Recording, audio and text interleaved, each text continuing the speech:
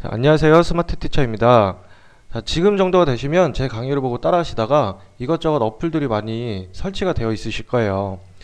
그래서 어플을 삭제하는 방법도 총 한 4가지 정도가 있는데, 저는 갤럭시 S의 순수 기능으로 어플리케이션을 정리하는 3가지 방법을 소개해 드릴까 합니다. 자, 어플리케이션을 잘 쓰지 않는데 그 OS에 깔려 있을수록 갤럭시의 버벅임 현상이 늘어난다든지, 아니면 어떤 특정 어플리케이션들은 OS와 충돌을 일으켜서 배터리를 빨리 닳게 한다든지, 아니면 스마트폰이 발열이 나는 현상들이 나타날 수가 있습니다. 그래서 잘 쓰지 않는 어플리케이션들도 정리하는 습관을 가지시는 게 중요한데요. 3가지 방법 중에 일단 첫 번째 방법으로 구글 마켓에 접속해서 어플리케이션을 삭제하는 방법을 알아볼게요. 홈 화면에서요, 마켓 어플을 탭해서 실행을 해주세요. 자, 이 상태에서 메뉴 버튼을 탭해 주시고요, 내 어플리케이션을 탭해 주세요.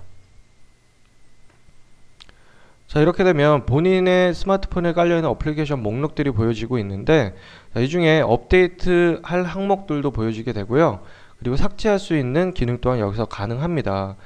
저희와 함께 어플리케이션 설치해서 링드로이드라는 어플리케이션을 설치를 해봤는데, 자, 탭해서 들어갔더니 잠깐 로딩이 지나고, 그리고 이렇게 링드로이드 화면이 나타났습니다. 자, 위에 보시면 어플리케이션을 실행하는 버튼이 있고, 밑에 보면 제거라는 버튼이 있죠. 자, 여기서 제거를 하게 되면 삭제가 가능하신데요. 저는 개인적으로 이 방법은 별로 추천을 드리지가 않아요. 저 같은 경우는 이제 설명을 드리는 것 때문에 어플리케이션이 많이 설치가 안 돼 있어서 이렇게 로딩되는 속도가 그나마 빨리 됐는데, 어플리케이션 종류가 많을수록 이거는 복잡한 과정들이 필요하기 때문에 추천을 드리지는 않습니다. 자, 백키를 눌러서 다시 홈 화면으로 돌아갈게요. 자, 두 번째 방법으로는 갤럭시 S2에 기본적으로 설치가 되어 있는 작업 관리자를 통해서 어플리케이션을 삭제하는 방법입니다. 자, 작업 관리자를 들어가기 위해서는 홈 화면에서 메인 메뉴 아이콘을 탭해 주시고요, 스크롤을 하다 보시면 여기에 작업 관리자라는 아이콘이 보이실 거예요.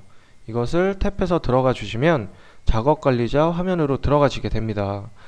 그런데 꼭 작업 관리자를 들어갈 수 있는 방법이 이것밖에 없느냐? 그건 아니에요. 자, 백키를 눌러서 홈 화면으로 다시 돌아오고요, 홈키를 꼭 한 2초 정도 길게 눌러주세요. 그러면 알림창이 나타나게 되죠. 자, 최근에 사용한 어플의 목록 6가지를 보여주고, 그리고 그 밑에 작업 관리자라는 버튼이 보입니다. 그래서 작업 관리자를 선택을 해주시게 되면 아까와 똑같이 그 작업 관리자를 실행시키는 기능으로 돌아가시게 됩니다. 그래서 여기서 실행 목록, 예를 들어서 나는 어플리케이션을 종료한 줄 알았는데 들어와서 봤더니 내부에서는 돌아가는 어플들이 있다더라, 이런 거는 실행 목록에서 체크하실 수가 있고요. 그리고 그 옆에 프로그램이라는 항목이 보이실 거예요. 프로그램을 탭해 볼게요. 그럼 기본적으로 삼성에서 보호하는 파일들이 있습니다. 삼성에서 이 어플들은 유저 마음대로 지우면 안 돼요 라고 이렇게 묶어놓은 보호하는 파일들이 있는데, 그것을 제외한 모든 어플리케이션들은 작업 관리자에서 삭제 버튼을 이용해서 제거가 가능하세요. 제거가 가능하시고요. 그리고 다시 백키를 눌러서 홈 화면으로 올게요. 마지막 세 번째 방법은, 자, 홈 화면에서 메인 메뉴 아이콘을 탭해 주세요. 메인 메뉴 목록이 보이는 상태에서요, 메뉴 버튼을 탭해 주시고, 그러면 편집이라는 항목이 보이실 겁니다. 자, 편집을 탭해서 들어갈게요.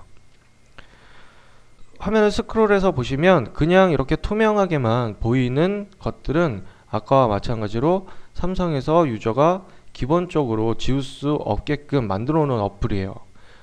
하지만 반대로 유저가 설치했다든지 아니면 삼성에서 보호하는 어플이 아닌 경우에는 이렇게 마이너스 표시들이 보여지게 됩니다. 그래서 이 마이너스 버튼을 클릭만 하시면 어플리케이션이 제거가 돼요. 그래서 어떻게 보시면 가장 간단하게 어플리케이션을 정리할 수 있는 방법이 세 번째 방법이라고 하실 수가 있어요.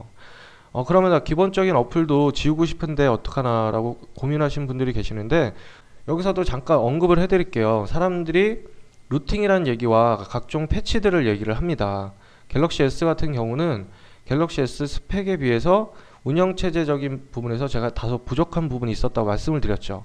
그래서 기계 스펙에 비해서 운영체제가 뒷받침을 못 해주다 보니까 다소 아쉬운 점들이 좀 많이 있었어요. 근데 갤럭시 S2 자체는 어떠한 스마트폰보다도 스펙 자체가 훌륭하기 때문에 속도 패치나 이런 거를 따로 굳이 할 필요는 없다고 생각을 하고요. 루팅이라는 거는 초보분들께서 아무런 지식 없이 그냥 따라 하시기에는 나중에 불이익을 당하실 수도 있어요.